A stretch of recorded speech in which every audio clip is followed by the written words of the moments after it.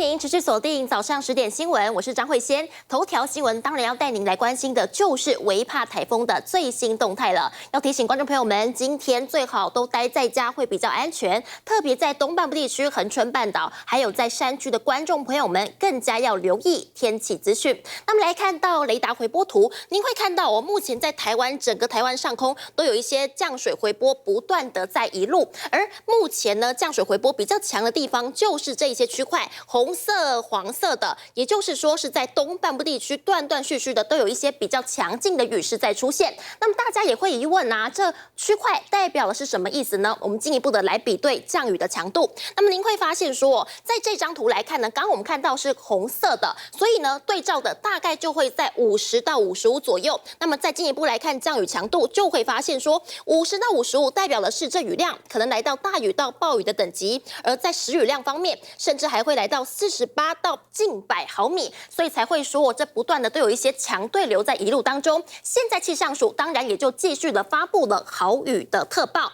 那么再来看到目前微帕台风的最新动态，而我们看到，在目前它在鹅銮鼻南西方240公里处，继续的都在往西北方向来移动。虽然说距离我们是有一定的距离的，但是呢，它的外围环流是非常的宽广，而且呢，云系也非常的浓厚，所以它不断有一些对流就在台湾来飘散当中，带来了降雨，而它的速度也非常的快。我们看到这移速每小时来到24公里，代表的是说，依照这样的速度来说的话呢，预估在下半天最快就会解除到了海上台风的警报。那么现在它的路径都还蛮稳定的，持续往西北方向来走。预估接下来进入到南海之后，在明天就会到广东一带。所以提醒您，如果明天要到港澳地区的话，就要留意当地的天气资讯了。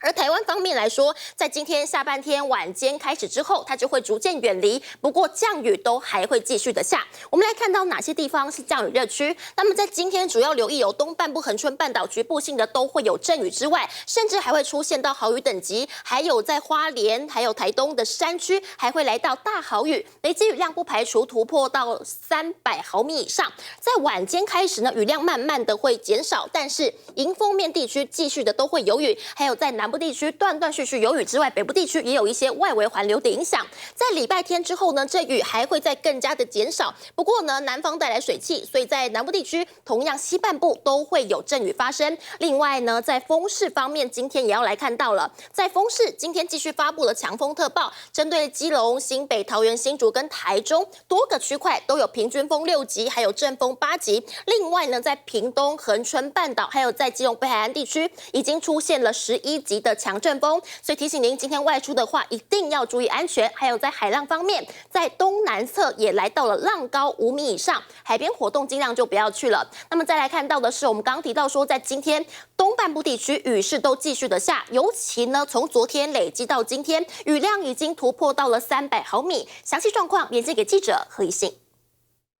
可以看到，在台东市区呢，一早就出现了大雨，不但车子在路上行走呢，经过会溅起水花，甚至连路边的水沟都宣泄不及，形成了一条小河。但这还不是台东地区最夸张的，光是在9点左右10分钟内，位于达人乡，甚至出现10分钟降下50几毫米的惊人雨量。而根据中央气象署资料，截至目前为止12小时的累积雨量，在成功镇就降下超过200毫米，池上、向阳一带也都将近150毫米。显然，这次台风对于台东县来说首当其冲，在地图上几乎紫成了一片。因此，虽然今天是周末假日，但县府也提醒民众千万不要随意的上山下海。另外，在台东的南横路段，也在昨天晚上就已经预警性封闭，所以要到西部的民众得要特别绕路前进，以免前往山区先发生危险。想看最完整的新闻内容，记得下载 TVBS 新闻网 APP。